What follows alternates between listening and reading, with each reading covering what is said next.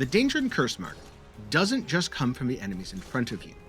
With each room you clear, the Cursemark tightens. Enemies and bosses get more dangerous, and eventually, if your Cursemark is too high, you'll die and your run comes to an end. And so, in today's video, I'm going to go over your first couple of runs, talk about key details to make an OP build so you can smash bosses, and then get into some tips and tricks that you can use to set yourself up for success in future runs. And so, without further ado, let's get right into it. And so, let's start with a guided walkthrough of your first run, beginning when you spawn into the shrine. Now, the Shrine Maiden wants you to talk to her. Before you do, though, head directly south and claim an attunement sigil here. This is a special currency used to unlock weapons, spells, wards, and ultimates. If you head over to the east and then down to the beach, you can claim a second attunement sigil. When you speak to the Shrine Maiden, she's going to give you one as well, for a total of 3 things you can unlock. And here's the unlock screen. Now, you can unlock whatever you want, but if you want to follow along with the guide more easily, and also ensure you have a strong build, go ahead and make the same choices as me. Don't worry, you get plenty of attunement sigils later to unlock other things. So for your ultimate, take Empyrean Blade. This way, it's very fire and forget. You just activate it and then attack, and everything else happens automatically. Since you want a fast attack to go with that ultimate, I recommend Dragon Claws. It's very powerful, high speed, and it inflicts a damage over time effect. Then for your ward, there's several good options, but I'm going to recommend Blades of Judgment. Spinny swords that circle around your character, cursing foes, and granting you barrier on hit. After selecting everything, go ahead and speak to the cartographer to reveal your ultimate goal, entering the Temple of Iron and killing the boss there. Not exactly going to be the thing you aim for in your first run, but don't worry, big overarching goals are good. Then head directly north into the game's first combat zone of the Sword Fork. I recommend going ahead and using your ultimate and ward here just to see a little bit about how they function. Most of the enemies you'll encounter are certainly not worth that, as they're basically just the skeletons you killed before. This area does have some interesting features though, the first of which is, in the top right, an attunement sigil. After you clear the enemies in a zone, you should always spend some time searching around to see what secrets it holds. Next up, there's a locked gate. This leads directly to the first boss, the Iron Bastard. And your goal for your first run should be to defeat the Iron Bastard if possible. So, wouldn't it be great if you could go through this door? Yeah, you can't, so you're going to have to go around. Now on the left side, this patch of ground sparkles. This is the location of a hidden astral tier, a meta progression currency that allows you to clear corruption and upgrade crafting benches. There's also an inscription. Smite the sword with strokes thrice and 4 to reveal the prize for all the world. And since this is the Sword Fork, well, there's a giant sword. 1, 2, 3. 1, 2, 3, 4. Some zones have secrets. These are very good to unlock. You might get a shortcut, you might get a treasure chest that respawns every time you do a run, or you might get an attunement sigil which you can use to unlock more stuff. So I'm going to put this on. Synergizes really well with the burning from my Dragon Claws and Cinder Shot. And I'm going to put the crit damage here, because this is doing quite a bit of my damage right now, and it's the only rune I've got. Then I'm going to head off to the east to fight more enemies. Remember to use your ward liberally as you explore, because the ward recharges every time you enter a new area. Just keep in mind that backtracking to an area you visited previously within that run will not refresh your ward charges. So another area cleared. Again, gonna look around. A new inscription. Thrice you run a boot to life's tree. A path shall rise for you to see. Unlike the previous clue, we can't solve that one in this zone. The good news is if you hit N, you'll be able to see all of your clues in the journal. So just keep that in mind for later. There's also a blessing here, which increases damage dealt and damage taken. On your first run, I recommend not taking this, though you're free to do what you want. Over here, you can spend some astral tears to clear the corruption, and upgrade whatever talisman you got from the chest in the Sword Fork. Grab the astral tear, then I'm going to continue north, trying to make my way back to fight the Iron Bastard. So exploring this area a little bit, first cool thing is this pot. Anytime you see a pot with a green symbol like this, you can break it to get a rune. And I'm going to go ahead and assign these. Actually, no, I don't want that there. I want that here. and I want this there. Up here, you could clear a corruption to unlock the Rune Forge, but I recommend holding off for now because it costs a little bit extra. Also, you can use the Shrine of Life here, spend a little bit of essence, and increase your maximum health. Continue on through the next few zones by heading east, aka right, north, aka up, and then west, aka left. So in this zone, I recommend not using your ultimate. You want to have it charged for the boss. It's tempting because the enemies are a bit dangerous, and if you're really feeling overwhelmed, you can, but having it for the boss is going to make the fight much, much easier. Now, this zone contains a couple interesting things. Here, if you clear a corruption, you can upgrade a blessing. Alternatively, you can upgrade all of your blessings by speaking to a mystic.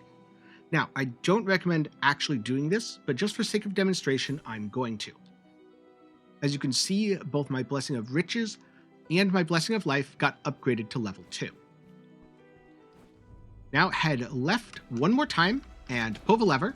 This is the zone right before the Iron Bastard. So first up, I've taken a fair bit of damage. I'm going to use one of my bottles to heal, then break this to recharge it.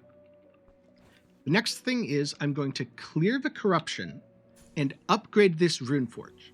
That way I will be able to upgrade one of my runes twice or two of my runes once.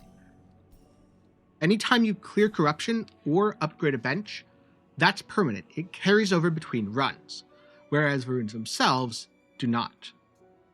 Now's also a good time to reassess my build. So in terms of my strongest rune, it's very much the Frost Splinter here. So I'm going to upgrade that twice. Sometimes you have to be careful about upgrading runes, because things might have specific breakpoints at which they tick over and actually do something. If it looks like upgrading the rune is going to result in no change, and you only have one or two upgrades, maybe hold off on that. Though later on you will learn the breakpoints and be able to do this more easily. I'm also going to move stuff around a bit. So Frost Splinter works well with anything that attacks quickly, so I could put it on Dragon Claws or Empyrean Blade. Rune of Spite boosts damage, so I'm going to put it on my ultimate, along with Rune of Culling, since the ultimate hits enough that it's probably going to crit. I'm going to put one Rune of Reach, so extra range on the Cinder Shot, that way I can fire it from a distance, and one Rune of Desperation. If my health happens to get low, this will do a lot more damage. The last Rune of Reach I'm not going to put on anything. It's not super useful here. I'm also going to equip the Starlight Shard I dropped, increasing my barrier so my defenses can stack up from Blades of Judgment. If you dropped some extra runes, you could also fuse them at the Luminary. In fact, let's fuse these 2 runes of Reach, just to demonstrate what happens. You take 2 runes, you upgrade, and you get 1 random rune. Which in this case, it's a trigger on death effect, it's not going to help against a boss, but when clearing, that is really good. And so, with everything prepared, head down to fight the Iron Bastard. I recommend immediately activating your ultimate, and as you can see, if you have a bunch of projectiles on it, it's going to melt him.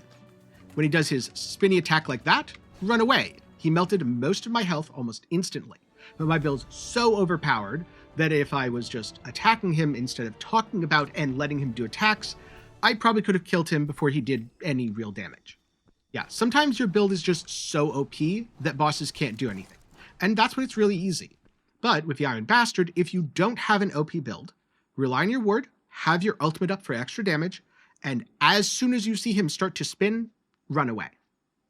With the boss complete, you have access to another talisman chest, and in addition, you can clear the corruption here and upgrade one of your talismans.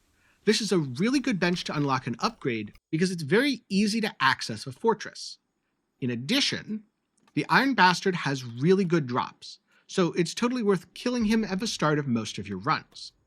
This is actually a really fun combo. Starlight Shard allows me to build up a whole bunch of barrier, and Glass Eye not only gives barrier on hit, but seals off all of my health, so if I had any bonuses that trigger at low health, well, now I'm permanently at low health. That said, this is a very high-risk strategy, so I don't recommend it unless you know what you're doing. Another nice thing about this area is you get a Blessing of the Hearth, so you can store more ward charges. Just remember, you have to spend essence every run to gain the effect. Now next up, exit the zone from the south and hit that lever. This way, when you start a new run, you can travel directly up from the Sword Fort. fighting the Iron Bastard and gaining access to everything in that room. Now, before wrapping this segment up, I'm going to go to one more area, solve one more mystery, and present one more cool thing. So just head west from the Sword Fork. The enemies in the next zone aren't going to be too difficult, but if you're doing something like I did and setting your health really low, do treat them with caution. Now, remember how I said you could track clues? Well, we're in a zone called the Shrine of Life. There's a tree. So let's see what happens when we run around it 3 times clockwise. With the corruption here, it's a little awkward, but don't worry, you don't have to make a perfect circle.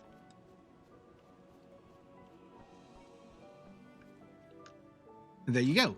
Secret solved. A new secret door has unlocked. And so, another zone full of enemies. Kill all of them. So there's 2 special features about this room I want to talk about. The first is right here. Scattered around the world, you will find several objects you can interact with. This is a once per save file interaction that permanently adds a rune slot in all future runs to the selected either weapon, spell, ward, or ultimate. There's a different symbol for each of these. Since I unlocked one here for my spell, I can now just add another rune, causing the projectile to bounce back and forth as it hits enemies. In addition, there's another Sigil of Attunement available, but this is a challenge. I recommend not doing these unless you know what you're doing, because once you start it, a bunch of really dangerous enemies are going to spawn. Now, right now, my build is downright overpowered, so I'm feeling really confident here. But these are enemies that you wouldn't fight until much later in the game normally, and they can do a lot of damage. Death is very much a possibility, so treat it with caution. Also, if you don't do it when you first encounter it, that's fine. You can always come back and get it later. So, after doing that, teleport back to the Dusk Ridge. We're going to head up north. And again, brace yourself, because the enemies in the next zone are a bit dangerous. There we go. These Templars are honestly not that different from the ones that just fought. So I'm going to kill them all right here. And again, just liberally using abilities, especially Ward. Now, the next boss that you want to fight, the game's second, is located behind this door. But to fight him, you're going to need to get the Archon Key, which is located in the Slough House. Luckily, the cartographer is going to give you a little bit of a clue on where to go. So if you want to attempt to get to the Slough House within this run, here's a path you can follow. That said, every time you clear an area, the Cursemark intensity increases, making all of the enemies more dangerous. So it's entirely possible that you're going to end up dying during the attempt. Don't feel bad, just start another run and try again. Even if it takes a couple of tries, that's perfectly normal. That said, I am going to assume that you get the Archon Key before proceeding to the next section of the video, whether it's within your first run or after a few attempts. After you obtain the Archon Key, it's time to set out and kill Osric, the game's second boss. Before you do, a couple things to consider. First, buy a Forge Overcharge. You can spend Essence of a Blacksmith to give yourself a stack of Forge Overcharges. This is used to upgrade a rune or a talisman, and it's consumed automatically when you use the bench. So if the first thing you do in a new run is upgrade a talisman, it'll be consumed. If you hold off and use a runic forge first, it'll be consumed there instead. It gets pretty pricey pretty quickly, so I'd only buy 1 stack for now and buy more when you have more essence. The second thing I'd recommend is using another attunement sigil, which you should have from earlier runs, to unlock another skill. I'm going to go with Fulminate, that creates a big blast of damage, especially when used at close range. Just to demonstrate this, here's a Fulminate at a medium distance. It hit for 24. At point blank range, it hits for over 100. Also, now that I'm here, I just noticed something. There's an astral tear hidden behind this wall. I have never seen that before, and I've played the game for like 40 hours. Yeah, cool secrets all over the place. You literally cannot go anywhere without finding something interesting. Also, depending on how many runs you've done, you may have the Talisman Chop here, where you'll be able to spend essence on talismans that you can bring into your next run. This is a good way to give yourself a boost in the early game and take down the Iron Bastard with ease. In this fight, you should hold on to your ultimate because you're going to need it for the Iron Bastard. When you don't have any runes and don't have many talismans, it is a pretty tough fight. Alright, gonna put this here, and this here, and hopefully I don't take too much damage. I guess I've already failed at taking no damage. That's okay. Just gonna bully him into the corner, and if he starts spinning, I'm gonna run away. Like that.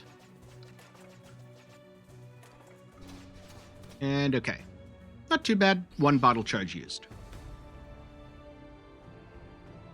One of the nice things about defeating a boss after you've already defeated them once is you always get something really valuable, like this legendary rune, which I am, of course, going to put on my dragon claws. In addition, there's another talisman chest over here, so gonna see what that is. Alright, extra movement speed always feels really good. And I could upgrade a talisman here, but remember, if I upgrade the talisman, my Forge Overcharge goes away. And I would honestly rather use that to upgrade a rune. So I'm just going to hold on to that for now. And instead, go over here to buy a Blessing of the Hearth. So from here, what I'm going to do is travel north and clear the next 2 zones. After that, if I have a really strong build, I'm melting stuff already, I'm going to go directly into the boss fight. Because the lower your curse mark when fighting a boss, the better. Most of the time, you're probably not going to have a strong enough build to go straight shot to the second boss. But we'll see what drops. And if you don't have a strong enough build, that's totally fine. I will talk about some alternatives. Alright, with the battle over, time to use the Runic Forge. Now, on the Rune of Stimulation, the thing that is primarily going to scale is the electrified damage. This is the damage from when the status expires. That's pretty good. But I think I would rather scale the Rune of Hoarfrost here. This rune has breakpoints, so you'll notice it doesn't change the number of ice pillars when I level it up here. And that's because the breakpoint for the Rune of Hoarfrost is tier 4. So now I get 2 ice pillars, and now I can just put this on something and kind of have it as a fire and forget. I don't need to ever level it again, because at tier 5, it's still 2 ice pillars. For my remaining upgrade, I have 2 options. One, I could use it on the overstimulation, increase the damage, or I guess I could increase the desperation. Or 2, I could just save it. I'm going to save it, see what else drops as I progress. Speaking of could save or not, these red flasks, they drop a bottle. Now, if you drop the bottle on the floor, you have to pick it up or it goes to waste when you leave the area. But if you left the jar unbroken, you can just come back to it later and think of it as a free healing charge. Right, these guys should not be very scary at all because this time they have low curse mark. So based on how that fight went, and because I have my ultimate, I could probably kill Crusade King Osric right now.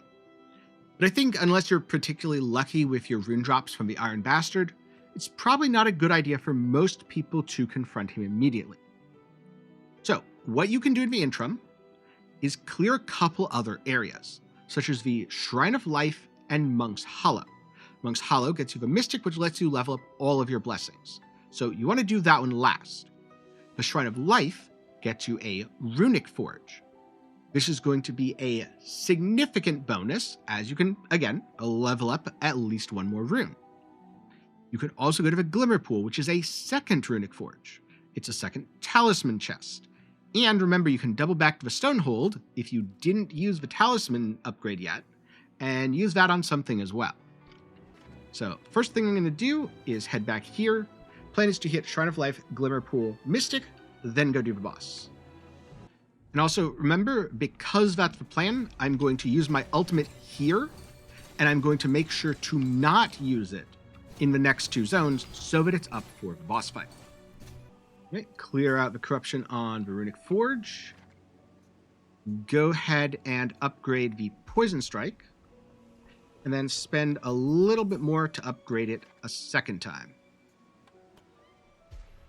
As long as you have Astral Tears, this is totally worth it. And I'm going to add Rune of Retaliation to Fulminate. Fulminate hits very hard, so any percentile damage increases are very good. Doesn't necessarily do the best job of stacking statuses. That's more for fast-hitting things. And I'm also going to clear out the corruption here and get the blessing. So I've got plenty of essence. I just want to save 20 to use of a mystic. All right, so I got a chalice. That means my spell's going to cast for free sometimes. That's pretty neat. And I got a rune of truth, which I'm going to put specifically on the Blades of Judgment. Not a super important one, but hey, free damage. Also, clearing this is going to allow me to upgrade a blessing. And in this case, I'm going to go for Blessing of Life for more max health. There's going to be another one of these when I'm unlocking the Mystic. For that one, I'm probably going to go with something else. No, I made a small mistake of teleporting away before the essence dropped. That was a small oopsie. Good thing I have enough anyway. Okay, this zone, no ultimate. Damage these guys as much as possible. Upgrade here. So now I have all sorts of extra bonuses. Now back to Stonehold to do one last set of upgrading, specifically on my talismans. I'm even going to level this bench up. Since this bench is along the way, and you're going to probably want to fight the Iron Bastard, this is a really good upgrade choice. Let's see. And there we go. 10% to cast the spell. That's going to be pretty good. And I might as well put the Rune of Hoarfrost there, since it's going to be triggering for free off my attacks. And remember how I saved one use here? Wasn't quite sure what to do with it? Well, I'm going to put it on the Rune of Overstimulation. So how's this going to work? Going into the boss fight, I will attack. This applies Electrified to an enemy, which causes a lightning strike when the status falls off. This is all about stacking up as much damage as possible. The ice pillars are just icing on the cake because it's something else that I'm going to be casting fairly frequently, and you want to actively cast things with chain runes. Then Rune of Truth here, mostly because it doesn't fit particularly well on any of my other skills. It only procs once when something's at full health, so it's minor value, especially on a boss fight. Then over here on Empyrean Blade, something that's going to be going off constantly as I am continually attacking, Poison on hit, and Ice Pillars. So I'm going to be doing a lot of extra damage this way.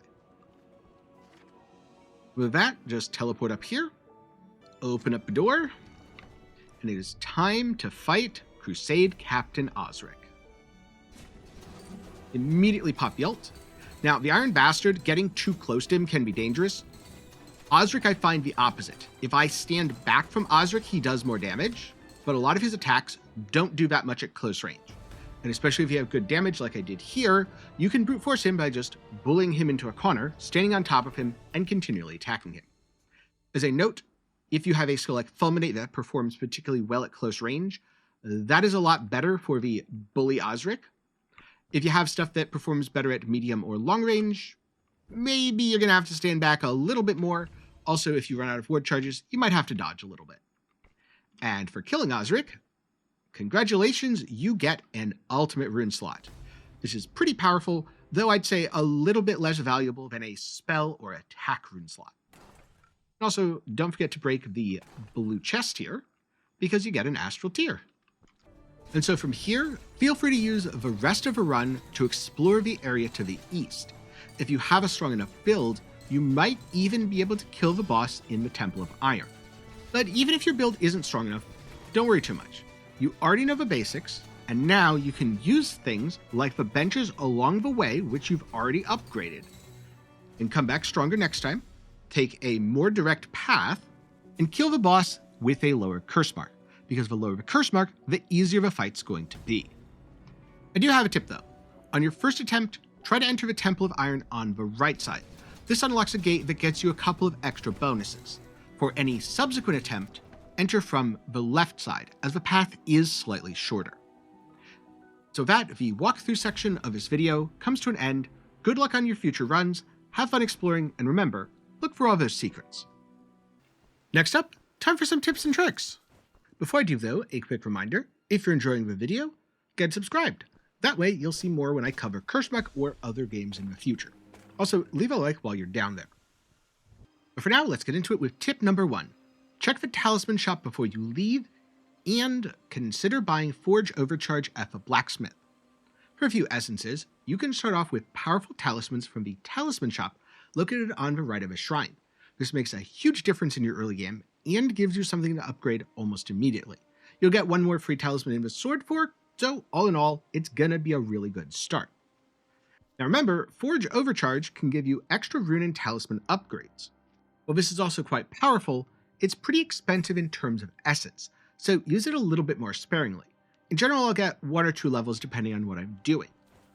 Also, I personally prefer to use it for rune upgrades over talisman upgrades, though that does depend a little bit on the runes and talismans which I've dropped so far. Tip 2. Plan your run. Because before you set out, you should plan what you're going to do and where you're going to go. Personally, I like splitting my runs between farming and killing bosses. So, on a farming run, I am looking to explore new areas, unlock and upgrade crafting benches, solve zone puzzles, basically gather overall power so in future runs I will have an easier time. When I'm doing a farming run, because I'm exploring, I more or less go until the Cursemark kills me. While I might fight some bosses early, I'm probably going to try to avoid them late, as it's unlikely I'm going to have the build to kill them at high Cursemark unless things go really well, and hey, if they do, surprise boss kill. On the other hand, in a boss run, I'm trying to make the strongest build possible in a short time by prioritizing the easier bosses for some upgrades and passing through zones where I've maxed out the benches. That way I can keep my Cursemark low and hopefully kill a new major boss. And speaking of, that brings me to tip number 3. Shortcuts rock, because remember, each time you clear an area, the Cursemark builds. This means enemies hit harder, have higher health, and there's those aggressive purple foes. The damage ramp is especially notable on bosses, where going into a boss fight with Cursemark 18 is way more punishing than something like 13. But don't underestimate those regular enemies either. If it's something like a Crusader or a Never Dangerous Foe, and they get Cursemarked, they can just kill you from full or do enough damage that you're going to be low on bottles going into a boss fight. So, as you explore, when you're doing those farming runs, try to unlock as many shortcuts as possible. This way you have a direct path to the boss if you need it. The same goes for exploring the forest and the swamp. Initially, you're going to get there with quite a bit of Cursemark, as you have to pass through like 5+ zones in both directions. But as you clear more of the area, it will get easier because you unlock shortcuts allowing you to skip zones. When it comes to character building, look out for runes with the chain effect. Something like Rune of Winds, which triggers a chain attack hurricane. These runes are very strong when combined with a fast weapon. However, some ultimates like Rage Blast or Age of Ice also have multiple spawn points, making them great choices. Some of my favorite builds have involved chain runes, where I just press one button, fill the screen with stuff, and blow it all up. Can I see the enemies? No, but that's okay because they're dead anyway. Tip number 5. When you're upgrading runes, pay attention to the scaling. Going from 1 hurricane to 2 hurricanes requires a tier 4 Rune of Wind, meaning if you upgrade it to tier 1 or 2, you get no immediate benefit. This is fine if you've planned out your path and you're going to get it to tier 4 anyway before the boss. But if you only have 1 upgrade left before the boss, it's better to use it on something like, say, a Fire Strike rune that scales linearly, gaining the same increase every level. Something similar can be said for the Rune of Fragments, where the first upgrade takes you from 1 repeat to 2, but further upgrades are less impactful. So it might be better to get your Rune of Fragments to level 2, but then not take it all the way up to 5. Yes, taking it up to 5 will give you some benefit, but you might get more benefit from upgrading something else instead. It all depends on your build and whether you're struggling or not. Generally speaking, if you're struggling, you should take something that benefits you right now. Whereas if you're far ahead, and you know there's more upgrades in the future, taking that Rune of Fragments all the way up to tier 5 might not be a bad idea at all. Next up, use the Runic Smelter to create overpowered builds. See, this is a really interesting bench, because it allows you to fuse 2 different runes. As you progress, you get more slots on your weapon, spells, wards, and ultimate. But even then, you are going to get more runes than you have space for. In some cases, you can do what I did here. Clean up your inventory by fusing them at the Luminary. But that turns 2 runes into 1 rune with 1 effect. The Runic Smelter combines runes and combines their effects. So right now, I just have the Rune of Overstimulation on my attack. And I've stacked a lot of other things on my ultimate, meaning when I press a button, it's really awesome. But in between, it's a little weaker. So what I can do is combine the Rune of Overstimulation with the Rune of Howling. This way, I get both the Lightning Strike Electrified damage and the Chain Firebomb. And I can put that on my attack, and all of a sudden, I've got a whole bunch of firebombs. In addition, this frees up a slot on my ultimate for the Rune of Hoarfrost, so I can generate Pillars of Ice. Let's go into the boss fight here and demonstrate the end result. Yep, that's right, there's a whole bunch of boss melting all of a sudden. You can do some really OP crazy stuff and melt bosses in seconds if you combine the right runes to play to the strength of your skills. And this brings me to another very important tip, that it is often better to save a resource, whether it's something like the Runic Smelter or a different crafting bench, or even a Forge Overcharge, than use it on a mediocre upgrade. Because if you have no good runes, and you are just blasting through regular enemies in the early stages before this much Cursemark, if you upgrade a weak rune that you're going to get rid of later, then that upgrade's pretty much gone. Whereas if you save it for after you kill a boss or two and get some cool runes, then you're going to have a lot more power later on in the run as the Cursemark stacks up, and it really starts to matter. The general rule of thumb that I use is if I have a really good rune or talisman, I'll upgrade it as soon as I encounter the bench. But otherwise, I will wait until I start to struggle.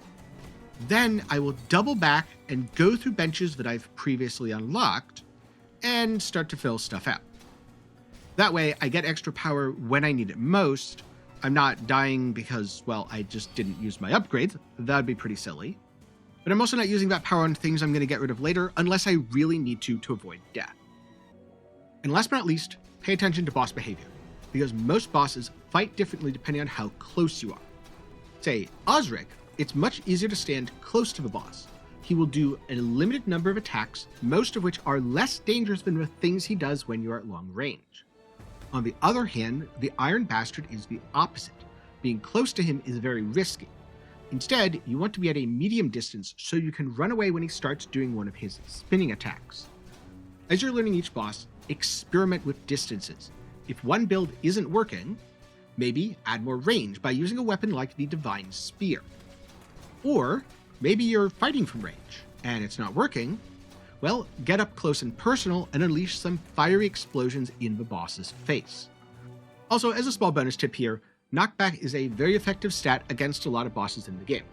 This may be changed in the future, but at least for now, you can use it to disrupt some of their attack patterns and in some cases, knock them back before they can attack, completely stun locking them and turning it into a free win. Again, I expect that's going to be fixed over the course of the early access. But hey, the stat should still be pretty good as it's useful against regular enemies as well. So those are a few tips and tricks for Cursemark, but now I need your help. Number one, if you've been blasting through Cursemark, killing bosses and crushing everything, please leave some of your tips and tricks with things that you've found success with down in the comments below. On the other hand, you're a new player, you're just getting into Cursemark, let me know some of the things that you're struggling with. And then get subscribed because there's a good chance that I'll be talking about some of those things, answering those questions in a future video. There's also a good chance I'll just answer the question down in the comments below. But yeah, that said, this is the end of my Ultimate Beginner's Guide for Cursemark. Thank you very much for watching. I'm glad you enjoyed.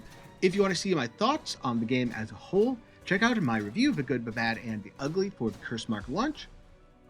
On the other hand, if you've already seen that, or you're looking to get into some other games, maybe check out my complete guide to Vampire Crawlers. Everything you need to get started, crush the endgame, make crazy builds, all that fun stuff. It'll be up in the card and down below. For now, thank you very much for watching to the end. I'm glad you've enjoyed, and I'll see you in the next one.